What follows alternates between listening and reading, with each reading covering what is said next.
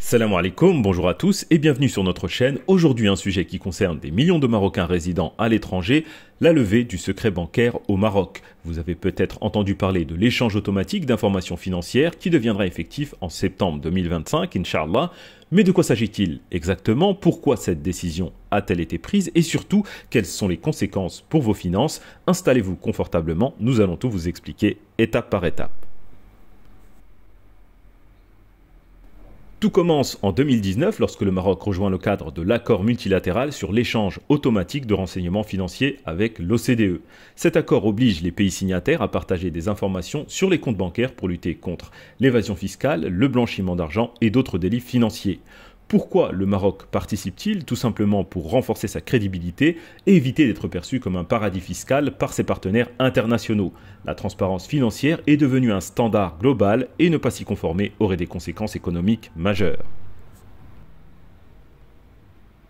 La mise en œuvre complète est prévue pour septembre 2025, Inch'Allah. À partir de cette date, les banques marocaines partageront des informations sur les soldes des comptes, les revenus d'investissement et tout autre revenu généré au Maroc. Ces informations seront transmises aux autorités fiscales des pays avec lesquels le Maroc a des accords comme la France, l'Espagne ou encore le Canada.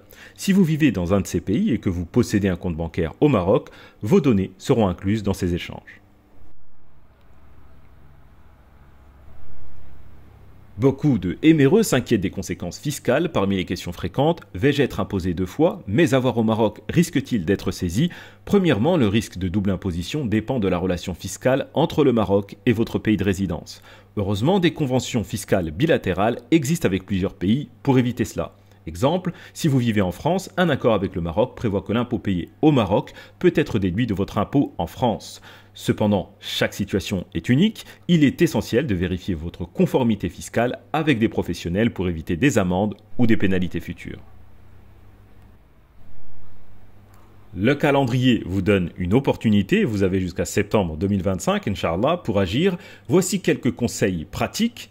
Déclarez vos avoirs si vous ne l'avez pas encore fait. Renseignez-vous sur les obligations de déclaration dans votre pays de résidence. Faites appel à un conseiller fiscal. Un spécialiste peut vous aider à optimiser votre situation et à éviter des erreurs coûteuses. Et restez informés, les règles fiscales évoluent. Abonnez-vous à des sources fiables pour ne manquer aucune mise à jour. Il est important de comprendre que cette réforme s'inscrit dans une tendance mondiale. Aujourd'hui, des centaines de pays participent à l'échange automatique d'informations financières. Refuser de s'adapter pourrait exposer le Maroc à des sanctions économiques et restreindre l'accès aux investissements étrangers. En participant, le Maroc protège donc son économie tout en se conformant aux normes de bonne gouvernance financière.